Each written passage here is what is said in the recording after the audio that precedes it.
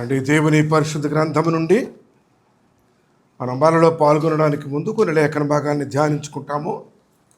ఆ తదుపరి వాక్య ప్రకారంగా విన్న వాక్యాన్ని హృదయంలో నింపుకొని ప్రభు బలలో చేయి వేద్దాం. పరిశుద్ధుడైన మత్తయి గారు వ్రాసిన సువార్త 26వ అధ్యాయము 26వ వచనాన్ని అందరము కలిసి చదువుకుంటాం. పరిశుద్ధుడైన మత్తయి గారు రాసిన సువార్త 26వ అధ్యాయము 26వ వచనం ఆరంభిద్దాం.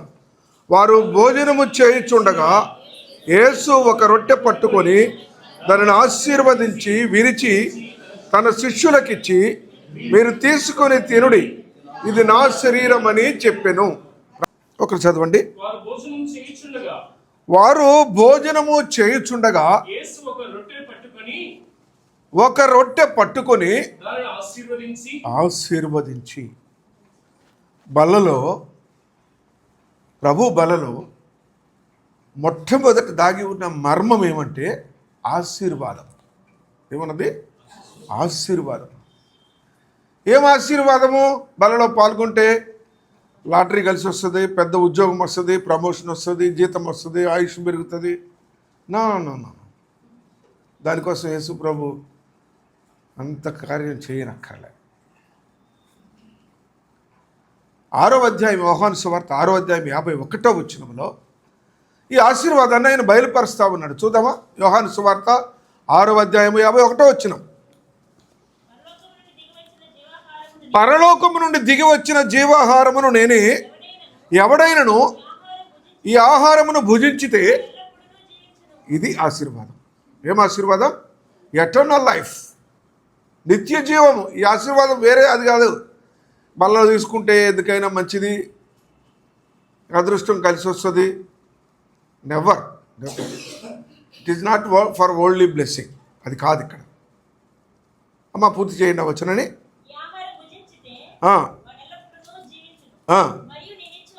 నేనిచ్చు ఆహారము లోకమునకు జీవము కొరకైన నా శరీరమే. ఎందుకు ఈ లోకానికి జీవం ఇస్తున్నాడు అంటే, ఈ లోకము మరణం చేత ఏలబడతా ఉంది. మరణం ఏలుచూ ఉన్నప్పుడు ఆయన వచ్చి జీవాన్ని తీసుకొని వచ్చాడు. This is the first and foremost blessing hidden in his flesh. అందుకే ఆయన ఏం చేస్తున్నాడంటే, ఆ రొట్టెని ఏం చేసినాడు? దానిని ఆశీర్వదించినాడు. ఈ ఆశీర్వాదాన్ని ఎప్పటి నుంచి ఆశించినారు తెలుసా? భక్తులైన వారు, ప్రవక్తలైన వారు 605 సంవత్సరాల క్రితమే దానియేలు ప్రవచిస్తూ ఉన్నాడు ఈ ఆశీర్వాదాన్ని. చూడండి, దానియేలు గ్రంథము 12వ అధ్యాయము, దానియేలు గ్రంథము 12వ అధ్యాయము 2వ వచనం.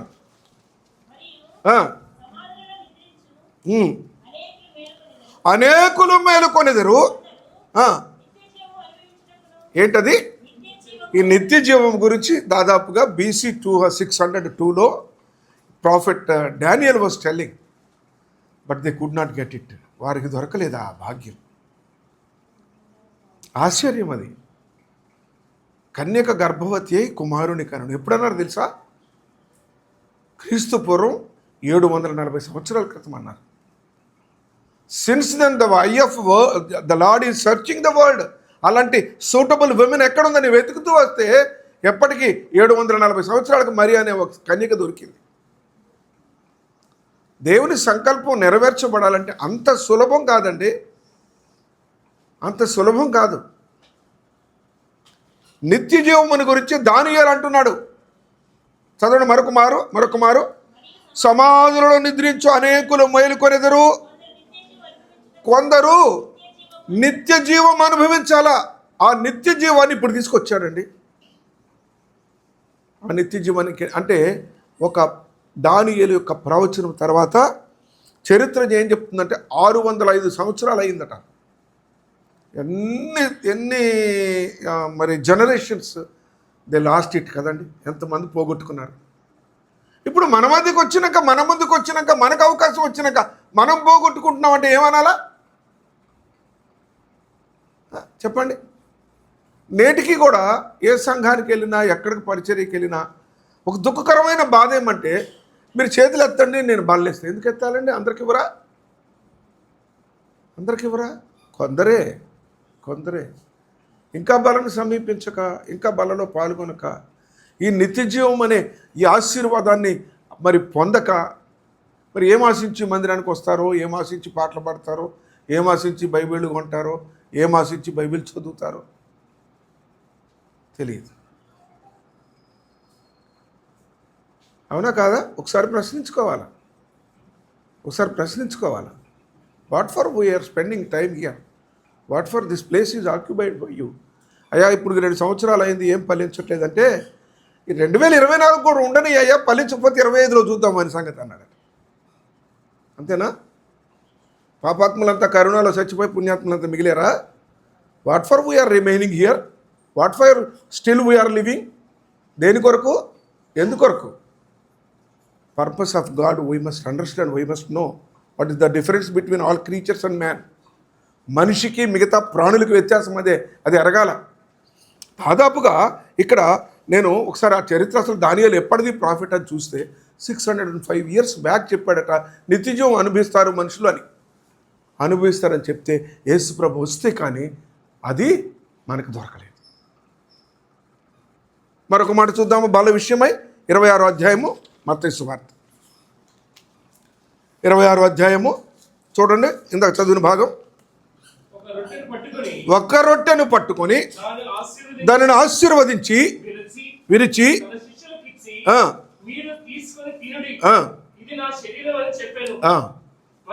మరియు గిన్నెయు పట్టుకొని ఏం చేస్తున్నాడమ్మా? He was giving thanks to the Lord for giving this kind of opportunity to offer his blood to the humankind as a remission of sin. నా రక్తాన్ని వారికి ఇవ్వడానికి నాకు అనుమతించిన దేవునికి ఏం చేసినాడు ఆయన? కృతజ్ఞతాస్తుతులు చెల్లించుతా ఉన్నాడు. కీర్తనల గ్రంథము 49వ అధ్యాయంలో కోరహు కుమారులు గానం చేస్తూ ఉన్నారు. ఎవరికి దొరకలేదండి. ఎన్ని హృదయాలు ఎదురు చూసాయి యేసుప్రభు కొరకు తెలుసా? కీర్తనల గ్రంథం 49వ అధ్యాయం 7వ వచనం నుంచి చూద్దాం.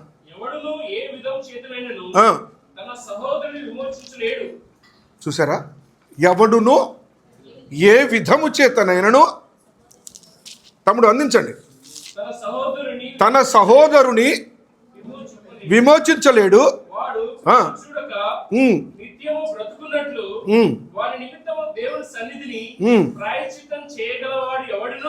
ఎవడును లేడు.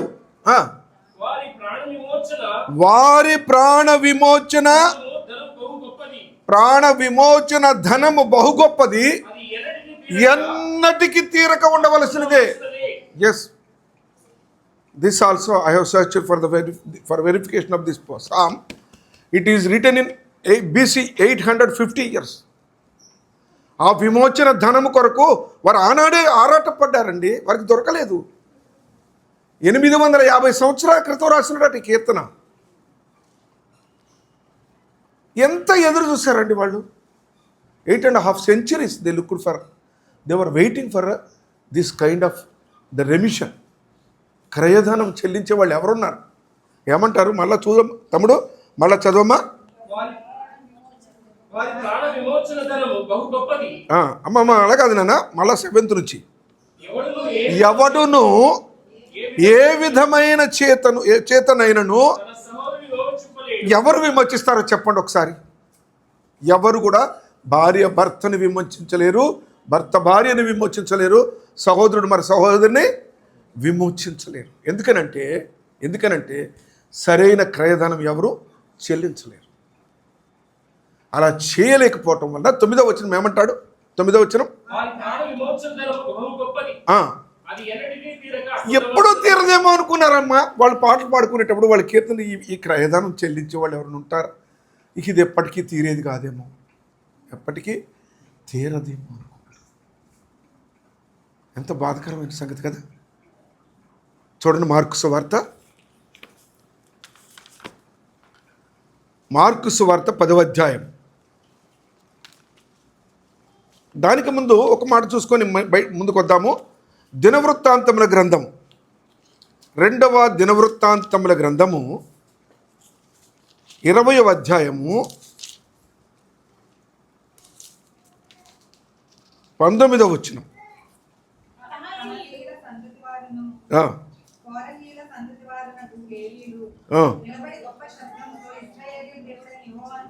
అది అందును బట్టి నేను ఆ కీర్తన అంత ఓల్డ్ అని చెప్పగలిగాను. అసలు ఎప్పుడు ఈ దినవృత్తాంతం మన హిస్టరీ ఎప్పుడుదని తీస్తే కోరహీయుల కుమారులు కీర్తన రాసినప్పుడు పాడినప్పటికీ ఏమన్నారంటే 850 BCలో రాశారట, ఉన్నారట వాళ్ళు. అప్పుడు నుంచి వాళ్ళు ఎదురు చూశారు, ఈ ప్రాణ క్రయదానం ఎవరు చెల్లిస్తారు? అది ఎప్పటికీ ఉండవలసిందే. మన జీవితం ముగించిన, మన తరాలు గడిచిన ఇక దీనికి ఎవరు చెల్లించే వాళ్ళు లేరు అని వారు ఏ ఆత్మచేత నింపబడి జ్ఞానం చేసినారో మనకు తెలియదు. మార్కు సువార్తలోకి వెళ్దాం. మార్కు సువార్త 10వ అధ్యాయం. పరిశుద్ధులైన మార్కు గారు వ్రాసిన సువార్త 10వ అధ్యాయము 45వ వచనం.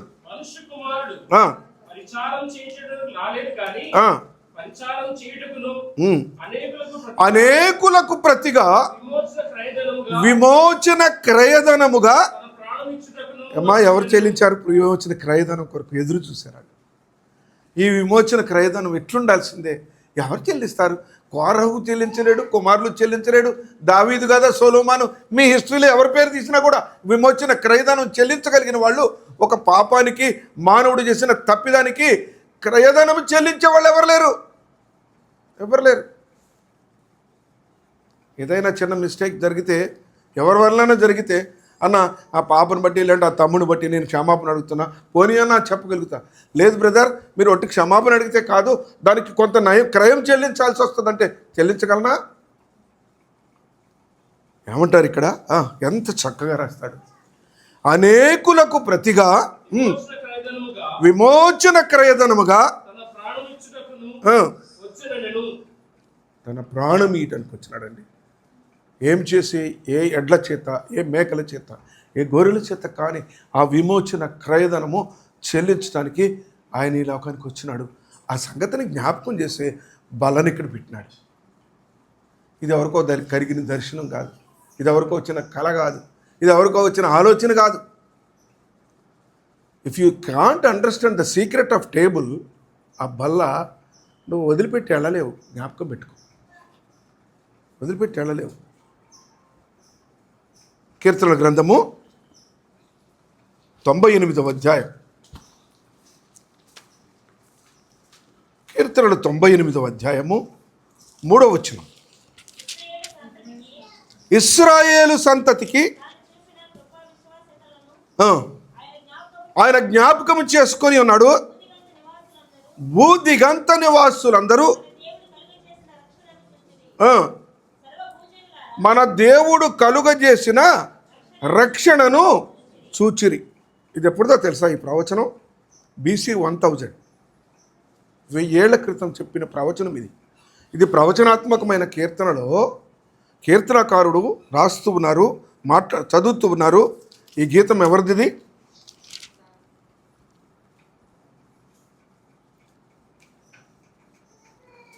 చతుర్థ స్కందము 90వ అధ్యాయము. మోషే రాయటం మొదలుపెట్టిన కీర్తనల వరుస క్రమం ఇది. దావీదు కాదు, కీర్తనలన్నీ దావీదు అనేకండి. ఆ క్రమంలో 98వ కీర్తన రాస్తున్నాడు. 90వ కీర్తనలో మోషే కీర్తన అని ఉంటుంది చూడండి. అక్కడ నుంచి కంటిన్యూస్గా మోషే రాశారు. అవునమ్మా, 1000 years అంట, 1000 years బ్యాక్ అంట. అప్పుడు అనుకుంటున్నారు ఈ రక్షణ కలుగుతుంది, ఈ నిజమే కదా.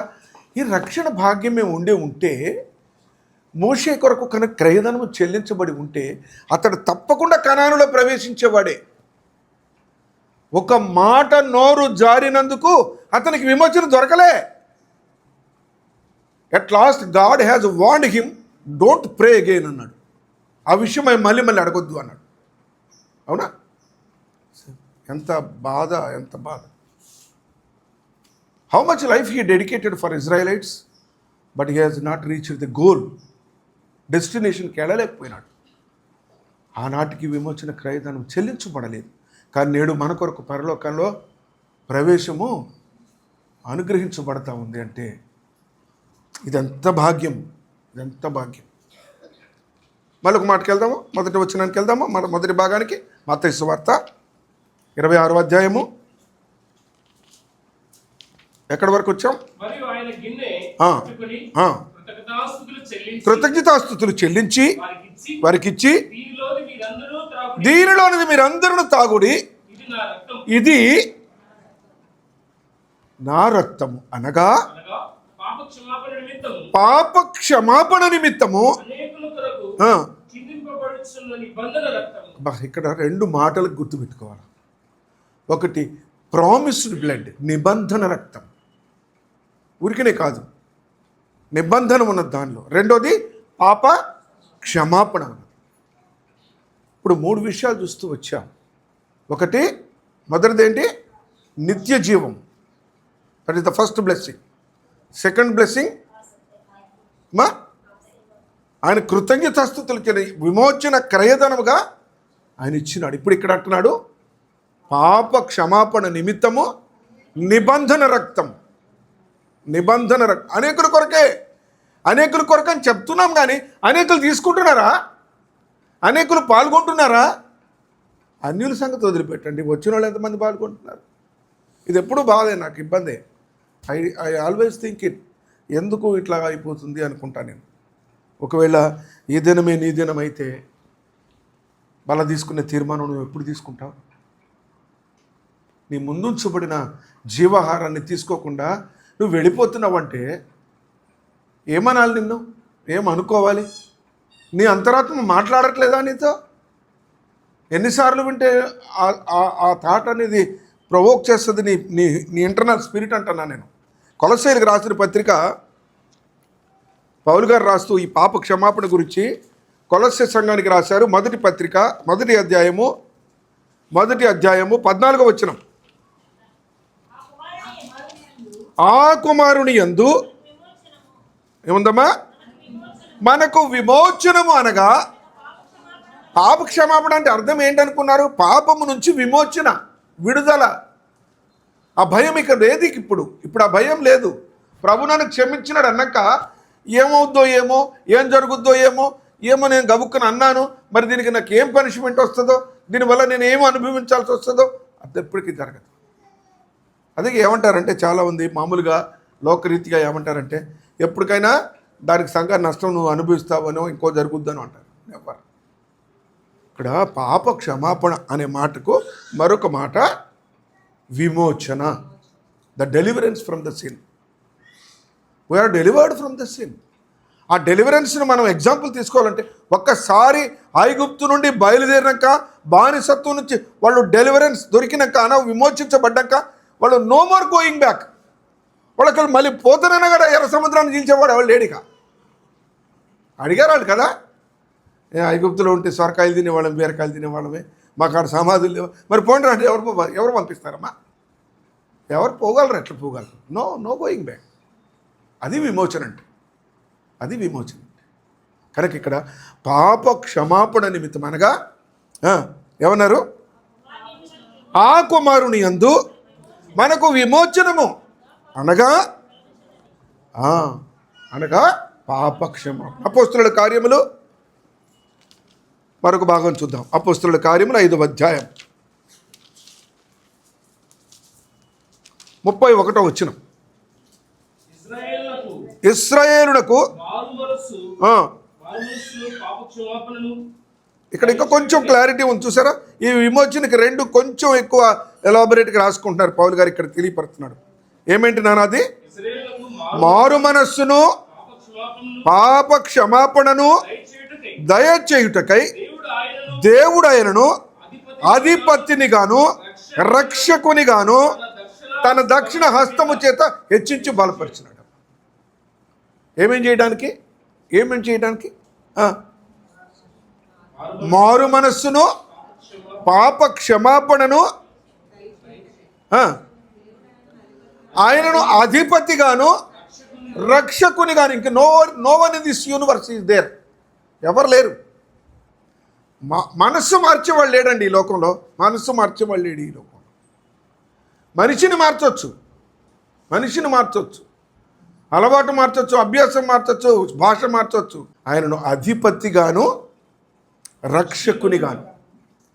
ఈ సంకల్పం జ్ఞాపకం పెట్టుకోవాల్సిన ప్రాముఖ్యమైన సంగతి ఏంటంటే చాలామంది అంటారు this Christian religion is a matter of 2000 years religion అంట కదా.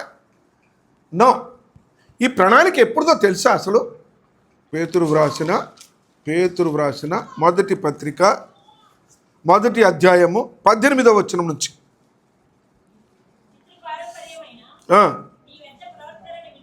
విడిచిపెట్టినట్లుగా వెండి బంగారముల వంటి క్షయ వస్తువుల చేత మీరు విమోచింపబడలేదు, కానీ అమూల్యమైన రక్తము చేత, అనగా నిర్దోషమును నిష్కళంకమునగు గొర్రె పిల్ల వంటి క్రీస్తు రక్తము చేత విమోచింపబడితేనని మీరు ఎరుగుదురు కదా.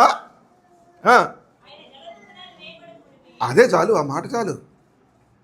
ఎప్పుడట?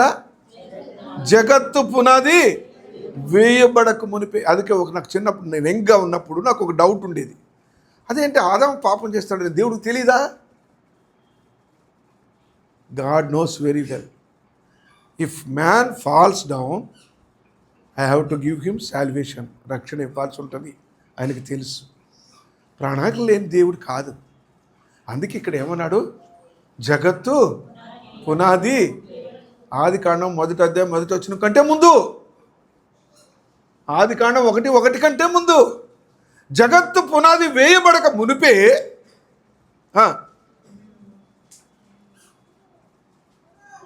ఎవరమ్మా చదివింది? కంటిన్యూ. నియమింపబడెను కానీ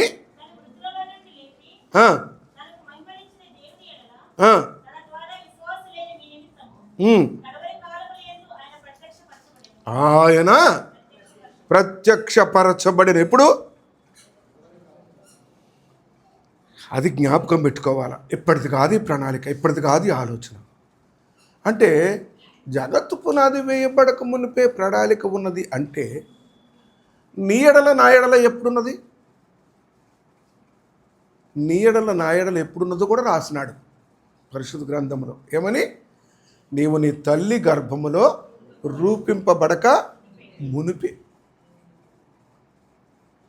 రూపింపబడక మునిపే, గర్భంలో రూపింపబడక మునిపంటే మరొక మాట రాస్తాడు, నేను పిండమునై ఉండగా నీ కనులు. God's plan about you is there. Thing is we're not understanding, we're not coming to that. అంతే, ఇట్ ఈస్ దేర్, ఉంది అని సంకల్పం ఎప్పటి నుంచో ఉంది. జగత్తు పునాది వేయబడక మునిపే, అనగా నీవు నేను రూపింపబడక మునిపే, తల్లి గర్భంలో రూపింపబడక మునిపే మన ఎడల ఆయనకు సంకల్పం ఉన్నది, ఆయనకు ఉద్దేశం ఉన్నది. అది ప్రభు వల్ల, అది ప్రభు శరీరము, అది ప్రభు యొక్క రక్తం యొక్క మర్మం. ఈ మర్మం ఎరిగిన మనము ఒకవేళ మరి ప్రభు బలలో పాల్గొనలేకపోతే మరి ఇంకెప్పుడు పాల్గొంటాము? లూకా సువార్త 22వ అధ్యాయం. పరిశుద్ధుడైన లూకా గారు వ్రాసిన సువార్త 22వ అధ్యాయము 19వ వచనం.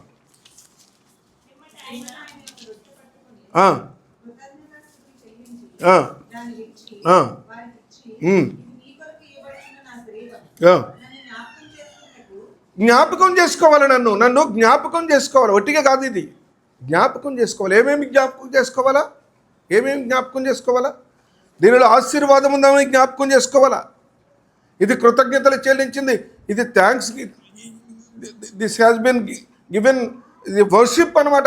కృతజ్ఞత చెల్లించడం అంటే ఆరాధన నేర్పించేది బల్ల, విమోచించేది బల్ల, పాప క్షమాపణనిచ్చేది బల్ల, మారు మనసును అనుగ్రహించేది బల్ల. ఈ సంకల్పం ఎప్పటిది అంటే జగత్తు పునాది వేయబడక మునుపు. కనుక అందుకే ప్రభు అన్నాడు, ఇవన్నీ జ్ఞాపకం చేసుకోవటానికే మరలా మీ ముందు తీసుకొచ్చి పెట్టాను. మరలా మీ ముందు పెట్టాను ఎందుకంటే ఇవన్నీ మీరు జ్ఞాపకం చేసుకోవాలి. ప్రతిసారి అక్కడికి వచ్చినప్పుడు మీరు జ్ఞాపకం చేసుకోవాలి. 20వ వచనం.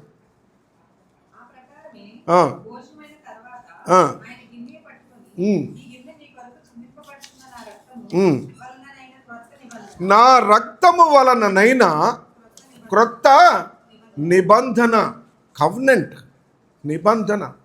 నిబంధన అంటే ఆ నిబంధన నుంచి ఎప్పుడు తొలగిపోకూడదు. ఆయన నిబంధనకి మరొక పేరు ఉంది తెలుసా? నిత్య